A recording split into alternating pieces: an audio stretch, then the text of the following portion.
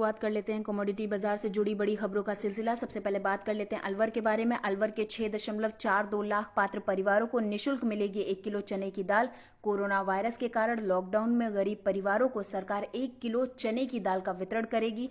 जिले में राष्ट्रीय खाद्य सुरक्षा योजना के 6.42 लाख पात्र परिवारों के लिए सरकार ने करीब 642 मैट्रिक टन दाल का आवंटन कर दिया है। प्रधानमंत्री गरीब कल्याण अन्न योजना के अंतर्गत ये दाल 3 महीने तक हर खाद्य सुरक्षा योजना की सभी श्रेणियों के परिवारों को राशन डीलरों के माध्यम से 1-1 किलो निःशुल्क वितरित की जाएगी। अप्रैल महीने की दाल का वितरण 1 मई से अब शुरू होगा।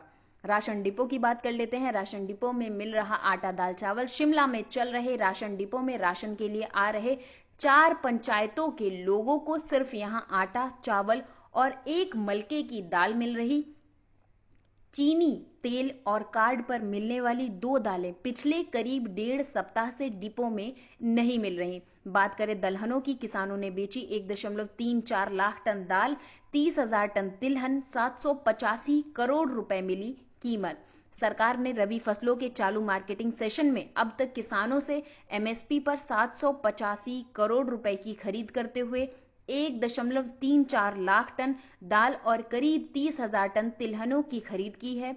भारत सरकार की ओर से नेफेड और भारतीय खाद्य निगम यानी एफसीआई जैसी केंद्रीय नोडल एजेंसियां किसानों से एमएसपी पर दाल और तिलहनों की खरीद कर रही। बात करें मानसून की, मानसून सामान्य रहा तो खाद्यान्न उत्पादन का बनेगा नया रिकॉर्ड। चालू फसल वर्ष 2016-17 में खाद्यान्न उत्पादन के 27 करोड़ 33.8 लाख टन के सर्वकालिक उच्च स्तर को छूने की संभावना है, क्योंकि 2 वर्षों के सूखे के बाद मानसून बेहतर रहा था। वर्ष 2015-16 में फसल उत्पादन 25 करोड़ 15.7 लाख टन का हुआ था। इससे पूर्व का रिकॉर्ड वर्ष 2013-14 का 26 करोड़ 50.4 लाख टन का हुआ था। खाद्यान्नों में धान, गेहूं, मोटे अनाज और दलहन शामिल हैं। बात करें सब्जियों की, खेतों में सड़ गई सब्जियां, खरीफ की जुताई शुरू। सब्जी उगाने वाले किसानों ने खरीफ सत्र के लिए खेतों की जुताई शुरू कर दी, जबकि रबी की 30% फसल खेतों में पड़ी है। कोरोना वायरस फैलने से रोकने के लिए लागू देशव्यापी लॉकडाउन के कारण सब्जियों की मांग में कमी आई है और उनकी बिक्री की व्यवस्था भी प्रभावित हुई है। इससे किसानों और उपभोक्ताओं दोनों की मुश्किलें बढ़ी हैं। बात करें सरसों की, मध्य प्रदेश में सरसों चना की खरीदी शुरू नहीं, किसानों को आ रही परेशानी। जिले भर में बनाए गए 79 फसल खरीद केंद्रों पर प्रशासन द्वारा बीते 15 अप्रैल से गेहूं की खरीदी तो शुरू कर दी, लेकिन अभी तक सरसों और चने की फसल की खरीदी शुरू नहीं हो सकी, जिससे जिन किसानों ने अपने खेतों में सरसों और चने की फसल लगाई थी उन्हें अपनी फसलों को लेकर चिंता सताने लगी। बात करें यूपी सरकार की, यूपी के सरकारी क्रय केंद्रों पर भीड़ कम, चना, सरसों व मसूर की खरीद पड़ी ठंडी।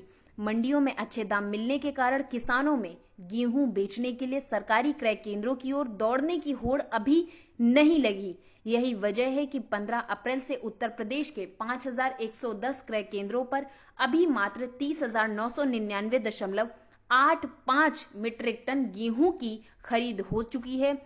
महज 4,953 किसान ही अपना गेहूं बेचने के लिए क्रय केंद्रों पर पहुंचे। वहीं चना, सरसों व मसूर की सरकारी खरीद भी अभी ठंडी पड़ी हुई है। मालवा निमाड़ में चने का रकबा घटा। इस वर्ष बारिश अधिक होने से भूजल स्तर में वृद्धि हुई है। इससे किसानों के जल स्रोतों, कुएं, ट्यूबवेल में पानी प्रचुर मात्रा में उपलब्ध होने से किसानों ने रबी में चने की बजाय गेहूं को प्राथमिकता दी। इस कारण मालवा निमाड़ में चने का रकबा घट गया। बात करें मंडियों की, मंडियों में तैयारियां पूरी, गेहूं की खरीद आज से। हरियाणा में 20 अप्रैल से शुरू होने वाली गेहूं खरीद को लेकर जरूरी तैयारियां पूरी कर ली गई हैं। शनिवार को जिसमें विभिन्न मुद्दों पर चर्चा की गई। बताते चले कि इस बार गेहूं की खरीद 1,399 खरीद केंद्र और मंडियों में होनी है। किसानों को ज्यादा दूर ना जाना पड़े, इसके लिए ब्लॉक वाइज खरीद केंद्र बनाए गए। खरीद केंद्रों पर व्यवस्था बनी रहे और सुरक्षा के पूरे इंतजाम रहे, इसके लिए होम गार्ड जवानों की भी तैनाती होगी। Bureau report, market times TV.